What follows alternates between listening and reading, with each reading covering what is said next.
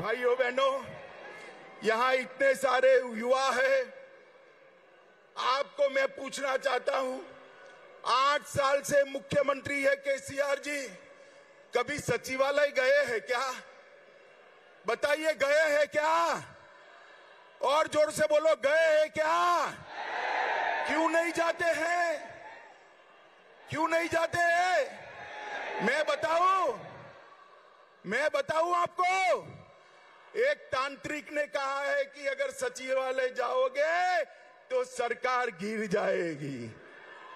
मैं तेलंगाना के युवाओं को कहना चाहता हूं, जो तांत्रिकों की बात मानकर जनता के कल्याण के लिए सचिवालय नहीं जाता है, उसको मुख्यमंत्री बनने का अधिकार है क्या? जोर से बोलिए, है क्या? अरे केसीआर, सुन लो, अब मत जाना सचिवालय।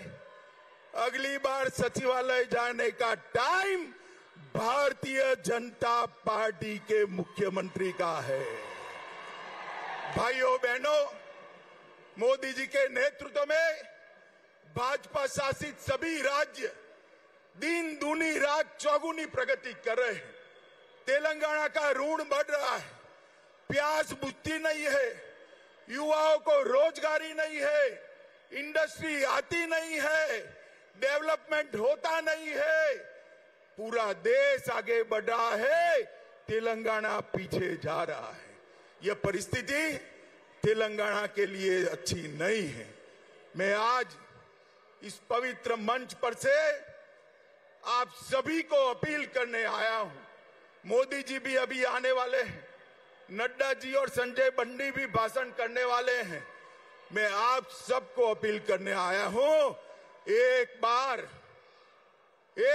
भाजपा का साथ दीजिए और टीआरएस की सरकार को मूल समेत उखाड़ कर फेंक दीजिए सरकार को, और भारतीय जनता पार्टी की सरकार बनाइए।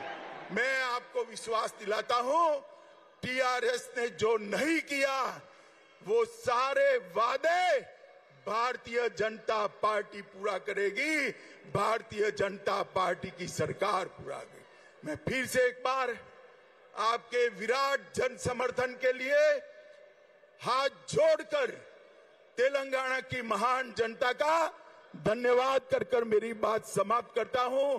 मेरे साथ जोर से बोलिए, दोनों हाथ उठाइए, उठाइए सभी और दोनों हाथ, भाजपा सरकार के संकल्प की मुट्ठी भींचिए और प्रचंड आवाज से बोलिए, भारत माता की, भारत माता की, भारत माता की, वंदे वंदे।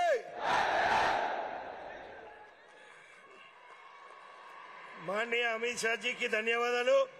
ఇప్పుడు మన రాష్ట్రంలో आप हैदराबाद में सुन रहे थे अमित शाह को, जिन्होंने तेलंगाना के मुख्यमंत्री पर जमकर निशाना साधा और अगले साल तेलंगाना में विधानसभा चुनाव भी हैं। उन्होंने कहा कि अब तेलंगाना में कमल खिलेगा, बीजेपी की सरकार बनेगी। बीजेपी की राष्ट्रीय कार्यकारिणी की बैठक का आज दूसरा दिन है, इसका समापन होने वाला है। अब से कुछ देर बाद प्रधानमंत्री मोदी भी संबोधित करेंगे, लेकिन ये उन्होंने कहा अमित शाह ने कि बीजेपी वाले राज्यों में विकास हुआ है। केसीआर जो कभी भी विधानसभा नहीं जाते हैं और अब उनको जाने की जरूरत भी नहीं है। जिस तरीके से जेपी नड्डा ने शुरुआत में कहा था कि भ्रष्टाचार किस कदर बड़ा है, ये सबको मालूम है, लोगों को बुनियादी सुविधाएं नहीं मिल पा रही हैं, और जो बीजेपी की राष्ट्रीय कार्यकारिणी की बैठक चल रही है, 2 दिवसीय आज दूसरा दिन है इस बैठक का, जिसमें बीजेपी शासित राज्यों के तमाम मुख्यमंत्री मौजूद हैं, बीजेपी के अध्यक्ष मौजूद हैं, इसके अलावा उप मुख्यमंत्री मौजूद हैं, और आप लोगों को देख सकते हैं, काफी तादाद में लोग भी पहुंचे हैं। अमित शाह को आप देख सकते हैं, इसके अलावा पीएम मोदी की रैली, उस पर सभी की नजरें टिकी हुई हैं, किस तरीके से पार्टी का विस्तार हो, जहां पर ज्यादा बूथ लेवल पर कार्यकर्ताओं की जरूरत है, उनका जुड़ाव हो सके, सबका साथ, सबके विकास की बात यहां पर अमित शाह ने कही। तो हैदराबाद से इस वक्त सीधी तस्वीरें आप देख सकते हैं, क्योंकि अगले साल जो तेलंगाना में विधानसभा चुनाव होने वाले हैं, इस पर नजरें टिकी हुई हैं बीजेपी की, और ये बात अमित शाह ने भी कही। हमने तमाम नेताओं को सुना, चाहे बीजेपी के राष्ट्रीय अध्यक्ष जेपी नड्डा की हम बात करें, और लगातार वो केसीआर पर निशाना साध रही हैं। कहा कि टीआरएस लोगों की बात नहीं सुनती है, लेकिन अब वक्त आ गया है।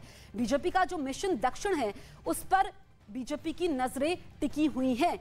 तो यहां पर आप देखिए कि इससे पहले हमने सुना कि जो बातें कही गई, किस तरीके से तुष्टीकरण कांग्रेस कर रही है, इस पर भी चर्चा हुई। तमाम मुद्दों पर इस जो राष्ट्रीय कार्यकारिणी की बैठक चल रही है हैदराबाद में, क्योंकि 18 साल बाद बीजेपी की राष्ट्रीय कार्यकारिणी की बैठक हैदराबाद में हो रही है। और जेपी नड्डा के कार्यकाल में पहली बार दिल्ली से बाहर ये राष्ट्रीय कार्यकारिणी की बैठक हो रही है। आज इस बैठक का दूसरा दिन है। तेलंगाना में कैसे बीजेपी के विजय रथ को आगे बढ़ाया जाए, कैसे वहां पर कमल खिले, इसका रोड मैप तैयार किया है। और अमित शाह जिन्होंने अपने संबोधन में कहा कि अब वो दिन दूर नहीं जब बीजेपी की जीत तेलंगाना में होगी। और इसलिए तेलंगाना अहम हो जाता है क्योंकि अगले साल वहां पर विधानसभा चुनाव होने वाले हैं। जो वादे किए गए थे चुनाव के वक्त, वो वादे पूरे नहीं किए गए हैं, उसको बीजेपी पूरा करेगी। ये